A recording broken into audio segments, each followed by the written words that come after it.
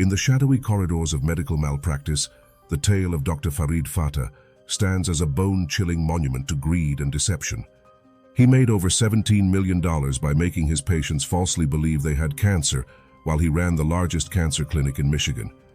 The healthy patients that did not have cancer were made to believe they did have cancer, and the patients who were actually cured of cancer, he lied to them and told them that it had come back, just so he could charge them for cancer treatments that they didn't need.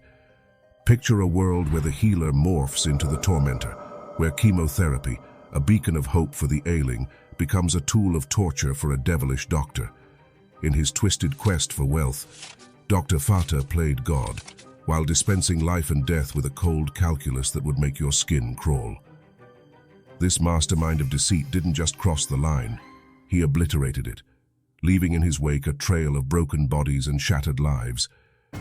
Imagine a world where the healer turns into a harvester of pain and suffering, sowing seeds of poison rather than a cure. Dr. Fata, cloaked in the trust bestowed upon him by his patients, administered chemotherapy to the healthy, and to those desperately in need, he offered nothing but despair.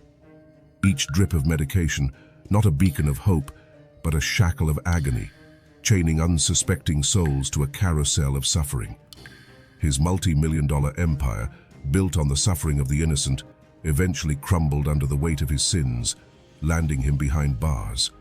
But the scars he inflicted, physical, emotional, and psychological, linger on as a grim reminder of the darkness that lurks in the hearts of greedy men.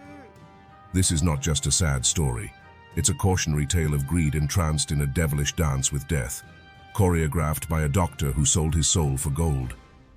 Dr. Farid Fata was ultimately arrested for billing fraud, money laundering, and for administering chemotherapy to 550 patients who didn't need it. Many of the patients never recovered from the aggressive cancer treatments. In 2014, he was sentenced to 45 years in prison. Do you feel that the punishment fit the crime? Was his sentence too light compared to the darkness he forced onto his innocent patients? In this dark doctor's tale, we're forced to confront the demons lurking within the medical field, urging a rebirth of compassion and ethics. This isn't just a story of medical fraud. It's a grim tale of a doctor who traded his Hippocratic oath for a demonic pact, all because of his unquenchable thirst for wealth.